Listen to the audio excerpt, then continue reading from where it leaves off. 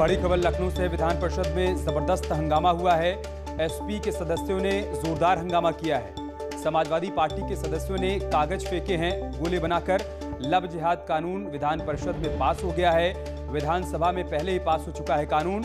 अब जबकि आज उसे विधान परिषद से पास किया गया तो समाजवादी पार्टी के सदस्यों की तरफ से जमकर हंगामा किया गया है।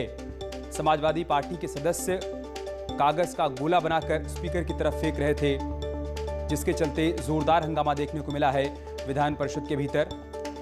और हमारे सहयोगी अलाउद्दीन हमारे साथ फोन लाइन पर जुड़ चुके हैं। अलाउद्दीन, विपक्ष के रोल को लेकर ही, उसके रवैये को लेकर ही सवाल खड़ा किया गया सीएम योगी आदित्यनाथ की तरफ से सदन के भीतर, और आज फिर वही देखने को मिला। देखिए, विधान परिषद में समाजवादी पार्टी का ये कहना है कि उनकी मेजॉरिटी थी, तो ऐसे में उनके संशोधन प्रस्ताव को सुना जाना चाहिए था। क्योंकि संशोधन का जो प्रस्ताव समाजवादी पार्टी की तरफ से रखा गया था, उसको समाजवादी पार्टी का आरोप है कि नजरअंदाज किया गया और एक तरफा तरीके से विधान परिषद में इस विधेयक को पारित करा लिया गया। मेरे साथ राजेंद्र चौधरी, जो कि स्पोक पर्सन भी है समाजवादी पार्टी के, अभी प्रेस कॉन्फ्रेंस करके उठ रहे हैं। वो राष्ट्रीय महासचिव हैं, खुद एमएलसी भी हैं और सदन में मौजूद थे। आप अगला सवाल राजेंद्र चौधरी से सीधे कर सकते हैं। हेलो राजेंद्र चौधरी जी, आज जो कुछ भी हुआ विपक्ष की तरफ से सदन के भीतर, इसी को लेकर तो सवाल किया जा रहा है कि विपक्ष का रवैया सदन के भीतर ठीक नहीं है, अमर्यादित रवैया है। नहीं, भाजपा का रवैया ही अलोकतांत्रिक है और विधान परिषद में वो लगातार सदन के अंदर लोकतंत्र की हत्या कर रही है और सरकार बाहर हत्या कर रही है। समाजवादी पार्टी का एक प्रस्ताव था जो पर्वत समिति को जाना था, उत्तर प्रदेश विधि विरुद्ध धर्म परिवर्तन प्रतिषेध विधेयक 2021, इसका संशोधन है। लेकिन उन्होंने इसे ग्राह्य कर दिया, अनसुना कर दिया। समाजवादी पार्टी का विधान परिषद में बहुमत है। भारतीय जनता पार्टी मनमानी कर रही है और वो किसी नियम कायदे कानून को नहीं मानती है। समाजवादी पार्टी के राष्ट्रीय अध्यक्ष श्री अखिलेश यादव जी ने बार बार ये मुद्दा उठाया है कि भारतीय जनता पार्टी लोकतांत्रिक रवैया पे उतारू है। वो सदन के अंदर भी और सड़क पर भी, बाहर भी, दोनों जगह लोकतंत्र के जो मान्य सिद्धांत हैं उनके विरुद्ध है और जनता की आवाज को दबा रही है, जनता की आवाज का दमन कर रही है और सदन के अंदर जनप्रतिनिधियों की आवाज को अनसुना कर रही है। लेकिन राजेंद्र चौधरी जी, सत्ता पक्ष का ये कहना है कि विपक्ष का जो आचरण है वो अमर्यादित है सदन के भीतर। अगर राज्यपाल का अभिभाषण होता है तब भी विपक्ष की तरफ से हंगामा किया जाता है। तो हमारा क्या काम है? हम कोई सत्ता पक्ष का जिंदाबाद करने के लिए थोड़ा ही उसमें सदन में है। हमारी विपक्ष की भूमिका है, हमारी लोकतंत्र की भूमिका है।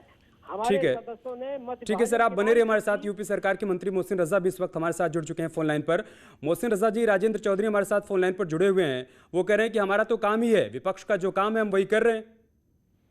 नहीं, ठीक है, वो हमारे वरिष्ठ हैं, मैं उनका सम्मान करता हूँ, लेकिन जो उनकी पार्टी है उसका आचरण ठीक नहीं है और उसे हर चीज में विशेष समुदाय नजर आता है या विशेष जाति नजर आती है। वो विशेष समुदाय की राजनीति करना चाहते हैं, विशेष जाति की राजनीति करना चाहती है पार्टी उनकी, तो मुझे इससे मतलब नहीं है। लेकिन हम लोग सबका साथ, सबका विकास और सबके विश्वास की नीति पर और जन कल्याणी कोई भी योजना हो या कोई भी अध्यादेश लाएंगे, जनता के हितों का लाएंगे। तो ये धर्मांतरण वाली बात आप सबको पता है कि पिछले 2-3 साल से लगातार इसको लेकर शिकायतें आ रही थी।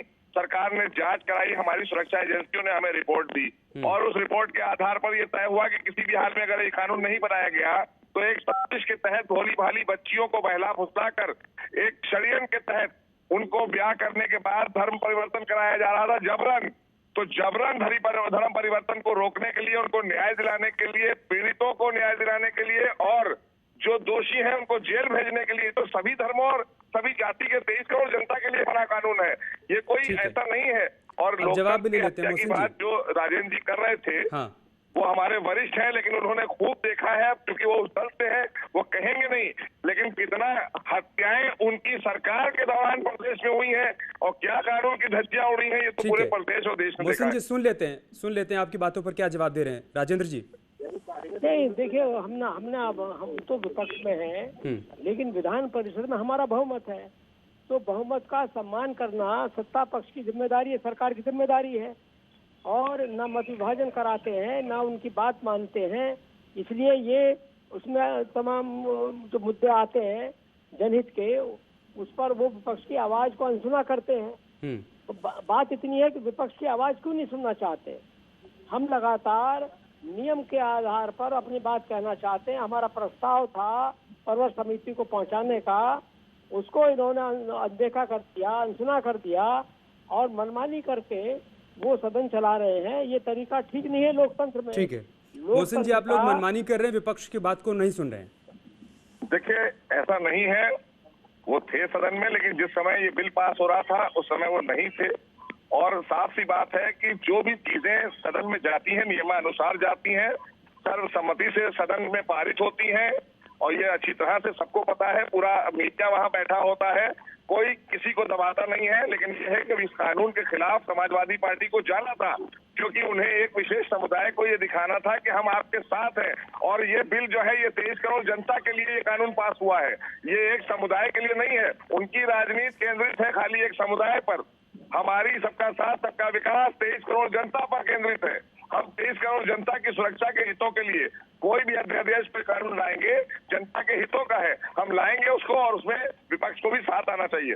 ठीक है राजेंद्र जी, समुदाय विशेष को मैसेज देने के लिए आप लोग विरोध कर रहे हैं, मंत्री जी कह रहे हैं। नहीं, समुदाय विशेष का कहाँ सवाल है। सवाल तो नियम और कायदे कानून का है, सवाल लोकतंत्र का है। ये जिस तरह की मनमानी कर रही है भाजपा सरकार, वो तरीका ठीक नहीं है लोकतंत्र में। जो बहुमत है समाजवादी पार्टी का विधान परिषद में और हम विपक्ष में है, तो वो सत्ता का जो सत्ता में लोग हैं वो उनकी आवाज कैसे दबा सकते हैं। मत विभाजन नहीं कराना चाहते। विधेयक की किन बातों से आप लोगों को ऐतराज था? विधेयक में ऐसे कौन कौन से बिंदु हैं जिस पर आपका विरोध है? मत विभाजन क्यों नहीं कराया भाई? मत विभाजन कराना चाहिए। तो अब ये एक जब बिल आ गया सदन में और न उस पर बात हो रही है मनमाने तरीके से और सत्ता का दुरुपयोग करते हुए वो अग्राह्य कर रहे हैं विपक्ष की मांग, और विपक्ष का बहुमत है विधान परिषद में, उसके बाद भी यह हालत है। ठीक है मोहसिन रजा जी, वो कह रहे हैं कि हम संख्या बल के हिसाब से बहुमत में हैं, उसके बावजूद आप हमारी बात को नहीं सुन रहे हैं। वो हमारे बहुत वरिष्ठ हैं। आप देखिए, उन्होंने कहा कि पीठ में ही जब उनका वो नहीं माना, तो फिर जब पीठ ने नहीं माना है तो पीठ को तो कोई सदस्य आदेशित नहीं कर सकता ना। पीठ तो नियम कायदे कानून से चलेगी। और पीठ ने सदस्यों से पूछा, जो लोग इसके पक्ष में हाँ कहें, जो लोग इसके पक्ष में ना कहें, तो हाँ की तादाद ज्यादा थी। तो जब हाँ की तादाद में वो अपने सदस्यों की बात कर रहे हैं, लेकिन सदन जो है वो 100 लोगों का है, उनके सदस्य कितने हैं पूछ लीजिए। बाकी और सदस्यों ने विरोध क्यों नहीं किया? राजेंद्र जी, नहीं, हमारे सदस्यों का तो मालूम है, मोहसिन रजा साहब को मालूम है, 51 सदस्य हमारे हैं। 51 तो समाजवादी पार्टी के हैं। आप कांग्रेस को भी अपना मान रहे हैं, बहुजन को भी अपना मान रहे हैं, आप सारे सदस्यों को अपना कैसे मान सकते हैं? विभाजन क्यों नहीं कराया? तो आप मतदान करा देते।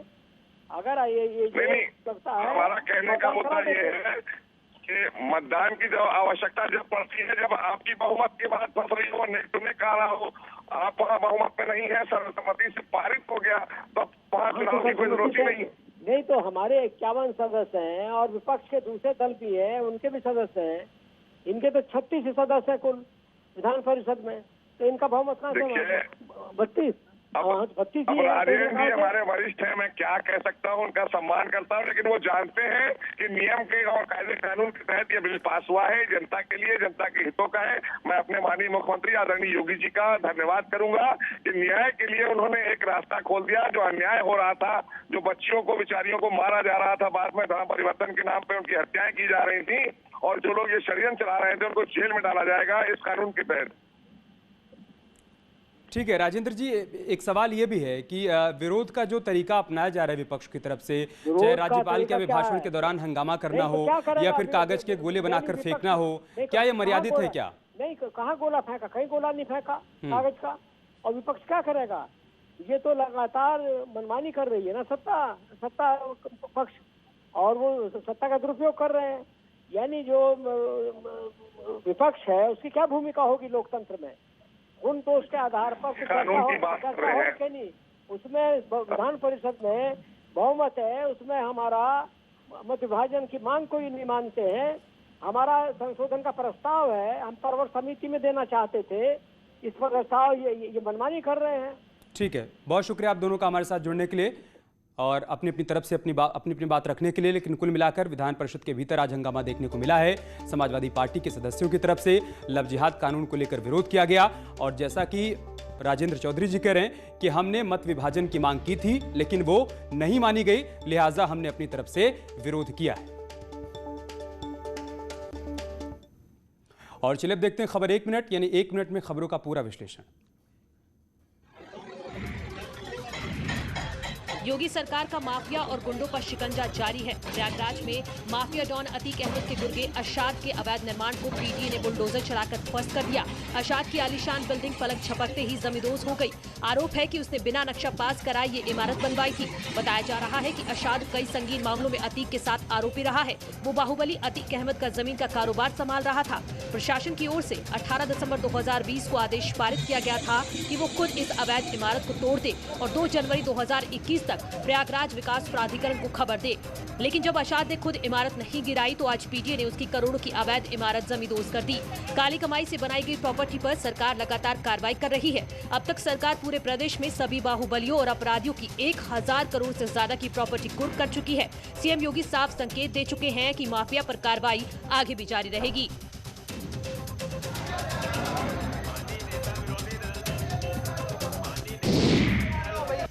केंद्र सरकार ने सोशल मीडिया और ओटीटी प्लेटफॉर्म के लिए दिशा निर्देश जारी कर दिए हैं। इसके दायरे में फेसबुक और ट्विटर जैसे सोशल मीडिया प्लेटफॉर्म्स और नेटफ्लिक्स, अमेजॉन प्राइम, हॉटस्टार जैसे ओटीटी प्लेटफॉर्म आएंगे। केंद्रीय कानून मंत्री रविशंकर प्रसाद और सूचना प्रसारण मंत्री प्रकाश जावड़ेकर ने नए दिशा निर्देशों का ऐलान करते हुए कहा कि सोशल मीडिया पर अभद्रता परोसी जा रही है, इसलिए रेगुलेशन जरूरी है। जो गाइडलाइंस आई हैं उसमें ओटीटी और डिजिटल मीडिया के लिए रजिस्ट्रेशन अब जरूरी कर दिया गया है। नए कानून में पोस्ट हटाने पर यूजर को खबर देनी होगी, साथ ही कंपनियों को बताना होगा कि पोस्ट क्यों हटाई गई। It is very important that the social media users running into crores should also be given a proper forum for resolution of their grievances within a time-bound manner against the abuse and misuse of social media. ये हमारा एक बहुत बड़ा इसका focus है कि we are empowering the ordinary users of social media in this process. Social media के नियम 3 महीने में लागू हो जाएंगे। और अब बात करते एक बड़ी खबर की। गिरधारी एनकाउंटर मामले में सीजेएम कोर्ट ने पुलिस अधिकारियों पर एफआईआर दर्ज करने के आदेश दिए हैं। डीसीपी ईस्ट संजीव सुमन पर एफआईआर दर्ज करने के आदेश दिए गए हैं। इसके अलावा इंस्पेक्टर विभूति खंड चंद्रशेखर सिंह पर भी एफआईआर दर्ज करने के आदेश सीजेएम कोर्ट की तरफ से दिए गए हैं। कई कर्मचारियों पर भी एफआईआर दर्ज करने के आदेश जारी हुए हैं।